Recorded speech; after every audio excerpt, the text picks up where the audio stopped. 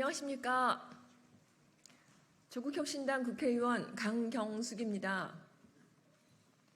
먼저 서희초 일주기를 즈음해 안타까운 죽음으로 가족을 떠나보내고 큰 슬픔을 겪고 계신 서희초 유가족들과 교사 유가족분들께 고개 숙여 애도의 마음을 표합니다. 오늘 함께해 주신 분들을 먼저 소개해 드리겠습니다. 한성준 좋은교사운동 공동대표님, 이선희 교사노동조합연맹 정책처장님, 전승협 전국교직원노동조합 부위원장님, 천경호 실천교육교사모임 회장님 함께 해주셨습니다. 강경숙 의원실과 교사노조연맹, 교육정책디자인연구소, 새로운 학교 네트워크, 실천교육교사모임, 전국교직원노동조합, 좋은교사운동은 서희초 제1주기를 맞이하여 교권 회복과 보호 강화 방안이 현장에서는 실제 어느 정도 실효성 있는 정책으로 작동되고 있는지 확인하고자 6월 19일부터 29일까지 교권 보호 정책 실효성 평가 설문을 진행하였고 5,980명의 선생님들께서 참여해 주셨습니다. 교육부는 지난 5월 17개 시도교육청 학교 민원 응대 조성 현황에서 학교 민원 대응팀 98.9% 조치 완료, 통화 녹음 전화기 95.4% 조치 완료, 통화 연결음 88.6% 조치 완료, 민원 상담실 89.1% 조치 완료, 교육청과 교육지원청의 통합민원팀 100% 조치 완료라고 발표했습니다. 교육부 발표만 놓고 보면 대다수 후속 조치들이 90% 이상 완료된 것처럼 보입니다. 그러나 현실은 전혀 달랐습니다. 설문조사 결과는 다음과 같습니다. 우선 교육부는 학교 민원팀이 98.9% 조직되어 있다고 발표했지만 설문 결과 52.6%의 현장 선생님들은 학교에 조직된 학교 민원 대응팀을 모른다고 응답했습니다. 학교 민원팀이 문서상으로는 조직되어 있을지 몰라도 작동은 제대로 되고 있지 않음을 알 수 있습니다. 이런 차이가 왜 나는 것입니까? 민원 창구가 일원화되었느냐는 설문에도 그렇다는 응답이 29.3%에 그칩니다.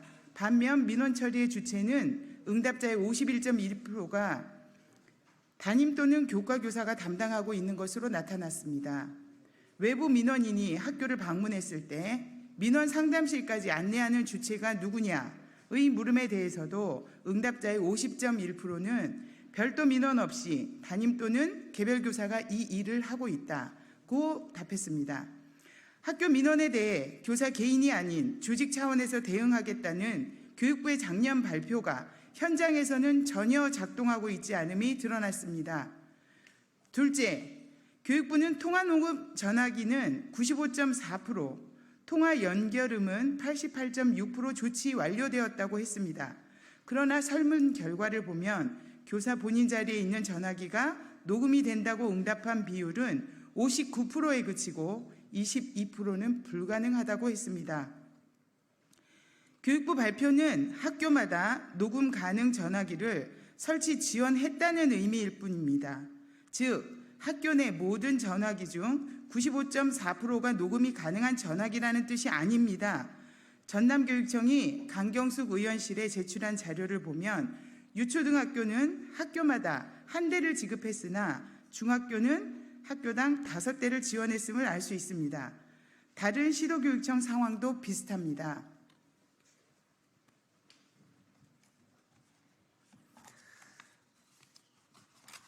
셋째, 민원 상담실 구축에 대해 교육부는 89.1%가 구축되었다고 했습니다. 그러나 설문 결과 학교에 민원 상담실이 구축된 사실을 모르고 있다가 59.8%로 나왔습니다. 이는 민원 상담실이 전용 공간으로 확충된 것이 아니라 기존의 공간을 공용으로 사용하고 있기 때문입니다. 기존 사무실 안내 표지판에 민원 상담실이라는 5글자만 더 추가된 것일 뿐입니다. 그러니 이러한 공간에 CCTV, 벨, 녹음 전화기 등의 안전장치가 구비되어 있을 리 만무합니다. 상황이 이렇다 보니 민원실 사용 경험이 없다는 응답이 94.8%에 이릅니다. 결국 안내판 갈아끼기 수준의 민원 상담실을 구축해놓고 전국 학교의 89.1%의 민원 상담실이 구축되었다는 교육부의 발표는 너무나 무책임한 발표에 지나지 않습니다. 넷째, 교육청과 교육지원청의 통합민원팀 설치에 대해 교육부는 100% 조치 완료되었다고 발표하였습니다. 그러나 교육청과 교육지원청 통합민원팀으로부터 민원 처리에 대해 도움을 받을 수 있다는 것을 알고 있는 교사는 31.2%에 그쳤습니다. 교육청과 교육지원청 통합민원팀이 이렇게 존재감이 없는 이유는 이 역시 학교 현장에 실효적인 도움이 되고 있지 않기 때문입니다. 기존 인력을 재배치하거나 기존 업무 담당자에게 새 업무를 더했을 뿐 전담 인력을 새로 배치하지 않았기 때문입니다. 그러니 학교에서 처리하지 못하고 교육청으로 이관되는 민원 처리 또한 많지 않을 수밖에 없습니다. 17개 시도교육청이 강경숙 의원실에 제출한 자료를 보면 단 한 건도 교육청으로 이관된 민원이 없는 시도교육청도 존재합니다. 마지막으로 교육활동 침해 가능성이 높은 분리대상 학생들에 대한 현장의 의견도 물었습니다. 분리장소로 학생을 인솔하는 주체는 85%로 여전히 교사가 오롯이 담당하고 있으며 봉사자와 퇴직교원에 활용한 별도 전담 인력은 3.5%에 그쳤습니다. 또한 분리 시 학생 지도에서 겪는 가장 큰 어려움은 분리된 학생의 행동 개선이 없는 반복되는 문제 행동이 69.2%, 학생의 분리지도 거부와 이 과정에서의 교육활동 침해가 48.9% 등으로 나타났습니다. 분리 학생에 대해 전문적 지도가 이루어지고 있느냐는 질문에 대해 그렇다고 응답한 비율도 11.5%에 그쳤습니다. 결국 분리 학생에 대한 인솔과 지도는 오롯이 교사들이 책임을 지고 있으며 학생 지도에 있어 학생들은 여전히 반복되는 문제 행동을 보이고 있습니다. 또한 분리 과정에서 많은 교사들이 교육활동 침해 상황에 여전히 노출되고 있음을 알 수 있습니다. 이에 강경숙 의원실과 교육 6단체는 교육활동 보호 조치들의 현장 적합성을 높이기 위해 교육당국에 다음과 같이 요구합니다. 첫째, 학교 민원대응팀 운영과 민원 창구 일원화를 위한 합당한 인력과 예산을 지원하십시오. 민원 접수와 처리, 민원인 인솔, 민원 상담실 운영 등을 위한 인력 지원 없이 교사들에게 민원 업무를 부과하는 방식으로는 학교 민원대응팀은 그저 종이로만 존재하게 될 것입니다.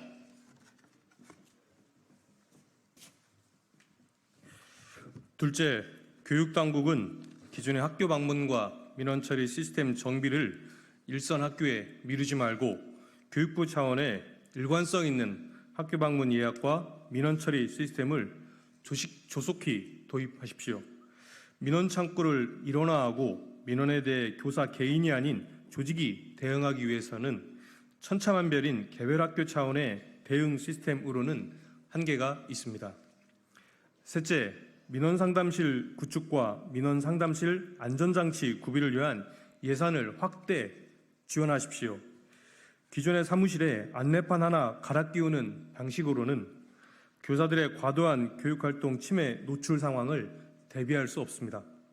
전용 민원상담실 확충 시범 운영을 확대하고 학교마다 안전장치 마련을 위한 예산 지원을 확대해야 합니다. 넷째, 교육당국은 분리대상 학생들에 대한 인솔과 지도를 위한 인력과 예산 지원, 전문적인 지도와 지원 체계를 마련하십시오. 문제 행동의 개선 없는 분류와 분리 지도는 임시 방편에 불과합니다.